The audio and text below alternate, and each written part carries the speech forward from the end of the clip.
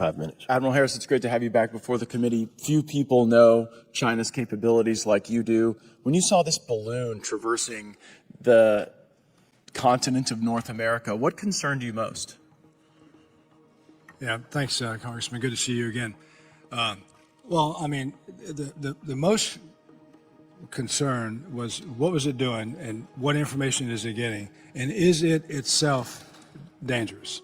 And we don't know. I mean, General Van Herk talked about the possibility that there were explosives on the balloon and all of that. General Hertling talked about whether the balloon was sent up as a ploy to see what we would do. And I think that your comments about it, in the media at least, were some of the best that I read. And that is, would shooting it down give China a sort of pretext for them to do the same thing? We just don't know at the time that it happened. Fortunately, we had time because, I mean, let's face it, it's a balloon. So we had time to think about it, to consider it, to weigh it, and I think most importantly, perhaps not most importantly, but certainly importantly, it gave China a chance to address the issue diplomatically, which they failed to do, to no surprise. So ultimately, the decision was made to shoot it down, and did so in a way that was safe for people and property, and in a way that we could collect the information.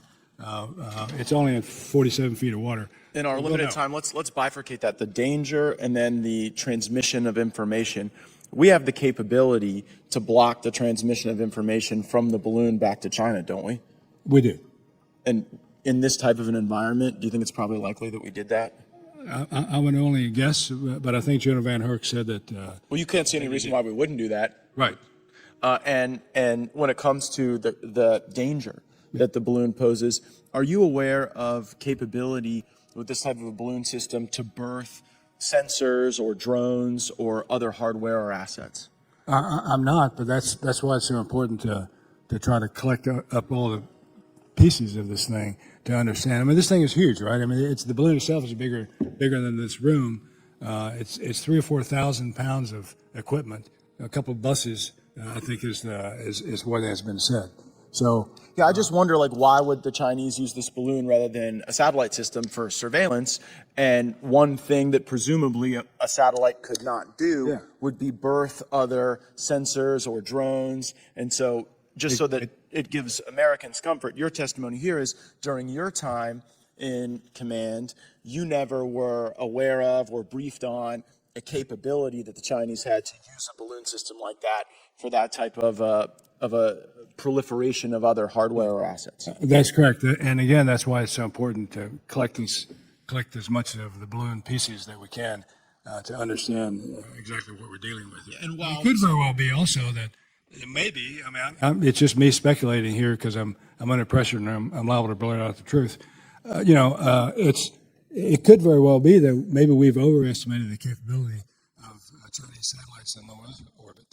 Well, and you've shared with me that we have the capability to block any transmission of information from the balloon. And while you weren't in the Situation Room while this decision was being made, as you join us today, you can't assess a circumstance in which we would have ever allowed information to be transmitted. I would think it sort of begs the question: was this a big psyop? Yeah. Was this an effort by China to see how we would react to something like this that might not have had, the danger that we spoke of because you were not aware of that capability, and then also didn't have an intelligence collection function, and so to others it may have been an effort to try to see how we would react, how we wouldn't react, and then to try to use that to inform their decision making. In my limited time I have left with the Admiral, in the broadest sense, if we had $100 billion to dedicate to the China scenario, in which domain would that be the smartest investment? It would not be in counter balloon warfare. I would agree. Would it be space? Would it be cyber, electronic warfare? I think it would be cyber and space. And what dividends, if we made a $100 billion investment in cyber, what could the American people expect regarding the enhancement to their safety? I think we could be assured then that we wouldn't have intrusions, intentional or otherwise, from any number of actors, including Chinese. Well, assured of no intrusions from the Chinese sounds to me like a lot better than sending $100 billion to Ukraine, but that'll be something we'll assess as a team. Yes, sir. Thank you.